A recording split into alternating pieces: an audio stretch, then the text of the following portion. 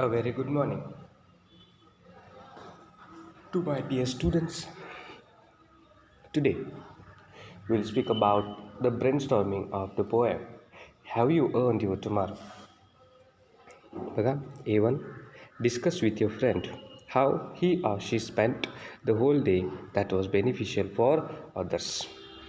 आता इथं तुमच्या मित्राशी तुमच्या मैत्रिणीशी तुम्ही इथं चर्चा करायची आहे की आपण आपला दिवस कसा व्यतीत करतो किंवा आपण आपला दिवस इतरांच्यासाठी सत्कारणी कशा पद्धतीनं लावतो हे आपल्याला पाहायचं आहे. आता उत्तरंसुद्धा इथं दिलेलं आहे. पहिलं a helping with chores at home.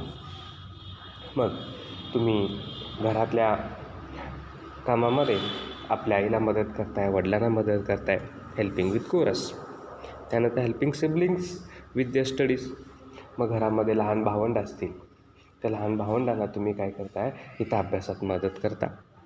Participating in blood donation camp or donating blood. मग रक्तदानाचा एखादा कार्यक्रम असेल, त्या कार्यक्रमामध्ये तुम्ही सहभागी होत आहे. इथं फक्त वळणं काय आहेत, ही स्पेसिमन्स आहेत. I am just giving you the specimen answers. You have to write about your own opinions. तुम्ही काय करू शकता, तुम्हाला जे वाटेल त्याचं तुम्ही ते लिहू शकता. काय करायचं आहे, तुम्ही इतरांच्यासाठी काय करता हे लिहायचं आहे आपण. ठीक आहे. आजच्या दिवसामध्ये मी दुसऱ्यांना मदत केली का, याचं उत्तर तुम्ही इथं लिहिणं अपेक्षित आहे. आता दुसरा बघा A2. Was it well was sorely spent. Explain the meaning and give illustrations. Was it well or sorely spent. आता तुमचा दिवस तुम्ही कसा घालवला. वॉज इट वेल, अतिशय उत्कृष्ट होता तुमचा दिवस, इतरांना मदत केली, सगळ्यांना मदत केली. Or sorely स्पॅन्ट. सोअरली कडवट, वाईट म्हणून आपण, वाईटरित्या फक्त झोपून काढले दिवसभर, काही काम केलं नाही आपण. You are not done a single job today. You have spend the whole day are just wasting. तुम्ही फक्त दिवस काय केला, वाया घालवला आहात. असं झाले का, हे इथं सांगायचं आहे तुम्ही. मग काय केलं ते सुद्धा इथं सांगणं गरजेचं आहे. As you close your eyes in slumber do you think that the God would say you have earn one more day, one more tomorrow by the work you did today. Elaborate the idea expressed in these lines. आता इथं शेवटची line आहे. This is the last line of a poem. ज्यावेळी तुम्ही झोपताय, झोपी जाताय आणि झोपी जात असताना तुमच्या मनात विचार येतो की आज देवसुद्धा म्हणेल, आज मी जे काही काम केलं त्या कामामुळं देवसुद्धा काय होणार आहे, खुश होणार आहे. आणि देवसुद्धा मला काय देणार आहे, एक उज्ज्वल असा पुन्हा नवीन दिवस इथं देणार आहे.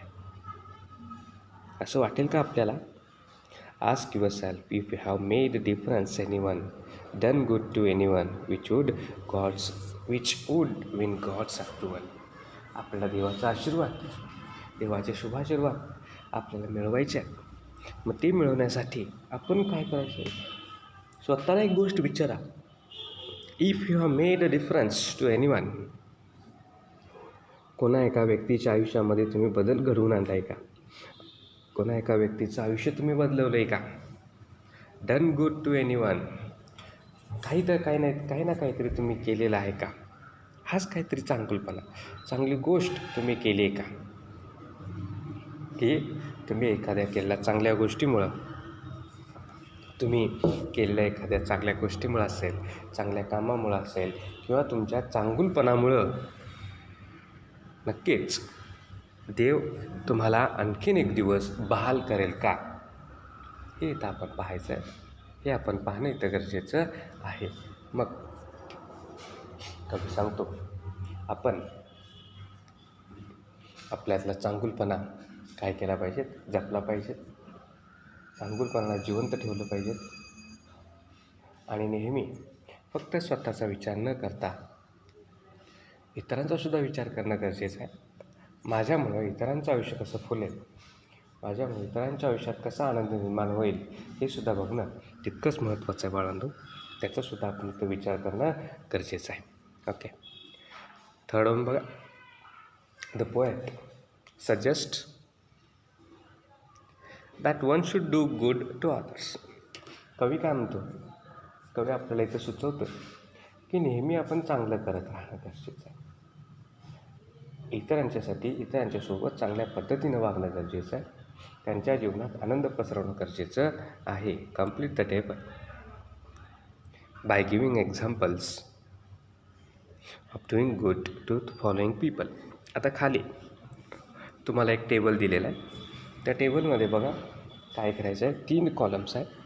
पहिलं आहे family members, friends and neighbours.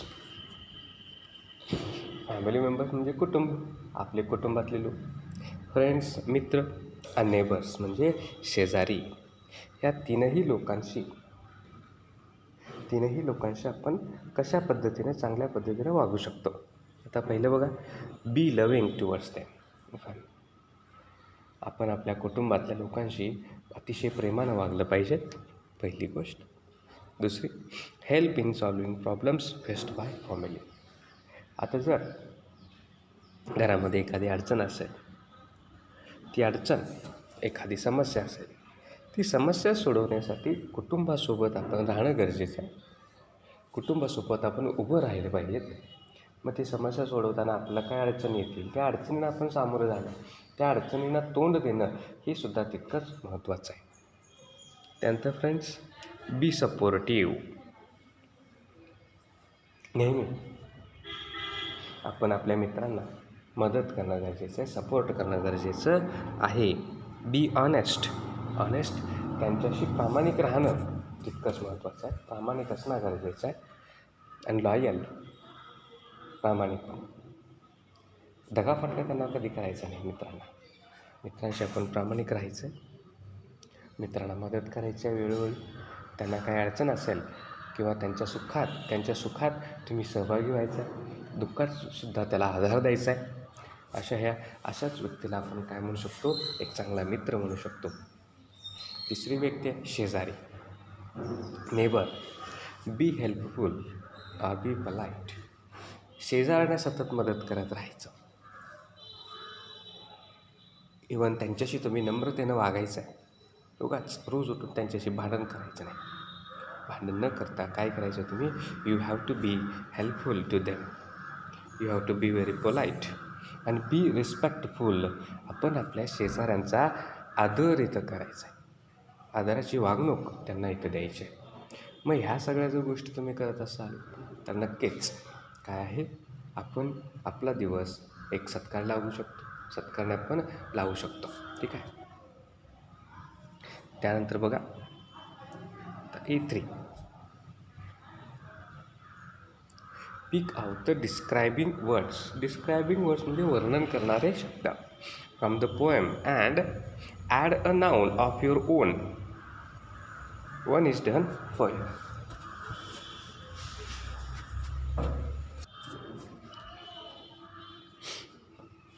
Describing words म्हणजे वर्णन करणारे शब्द from the poem and add a noun of your own. One is done for you.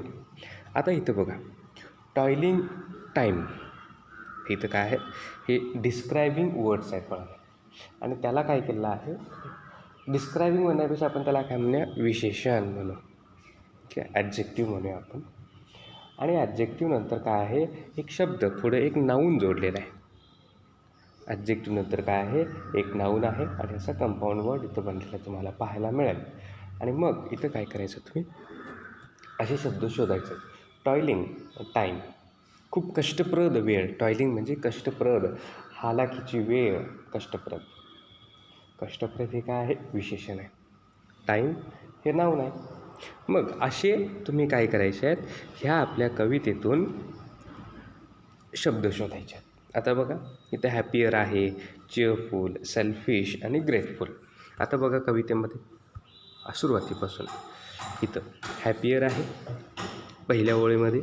Is anybody happier हा काय तर डिस्क्रायबिंग वर्ड्स, ॲडजेक्टिव्ह झाला. त्यानंतर did you give a cheerful greeting, cheerful हा सुद्धा डिस्क्रायबिंग वर्ड आहे. पुन्हा ग्रेटफुल आहे, ग्रेटफुल. त्यानंतर बघा बघा हे 3 शब्द झाले.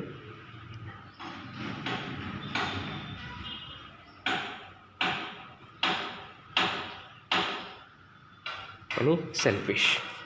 सेल्फिश कुठं आहे बघा इथं. हां, selfish pure or were you selfish pure. आता हे 4 शब्द आहेत. हे 4 शब्द कोणकोणते आहेत बघा. हॅपियर, चिअरफुल, सेल्फिश आणि ग्रेटफुल. ही 4 विशेषणं आहेत. मग आता आपल्याला काय करायचं आहे, तर ह्या प्रत्येक शब्दासोबत एक नाऊन जोडायचं आहे. आणि ते नाऊन जोडून बघा. हॅपियर मोमेंट, आनंदी वेळ, आनंदी क्षण. चिअरफुल फेस, फेस हा काय झाला नाऊन, हसरा चेहरा, आनंदी चेहरा. सेल्फिश कॅरेक्टर, सेल्फिश इंडिव्हिज्युअल, स्वार्थी व्यक्तिमत्व आपण त्याला म्हणू. ग्रेटफुल पर्सन, एक अतिशय महान व्यक्ती. तर अशा पद्धतीनं काय करायचं आहे, तुम्हाला हे डिस्क्रायबिंग वर्ड्स इथं हे करायचे. त्यानंतर बघा number 2, match the words given in column A with the meaning in column B. A कॉलममध्ये काही शब्द दिलेत आणि बीमध्ये त्याचे अर्थ दिलेले आहेत. ते इथं तुम्हाला काय करायचे, मॅच करायचे. चिअरफुल, चिअरफुल म्हणजे हॅपी, सी. सेल्फिश स्वार्थी, concerned with one's own pleasure, फक्त स्वतःविषयी स्वतःचा विचार करणारी व्यक्ती.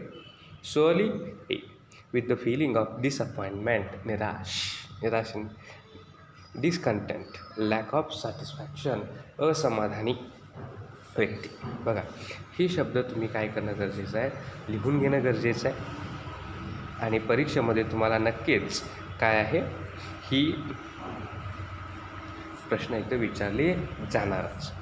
There are few examples of homonyms in the poem. For example spoke. List homonyms from the poem and give the meanings. Pass आणि part ही 2 काय आहेत, होमोनिम्स आहेत. ओके, तर बघा आज आपण काय पाहिलं, तर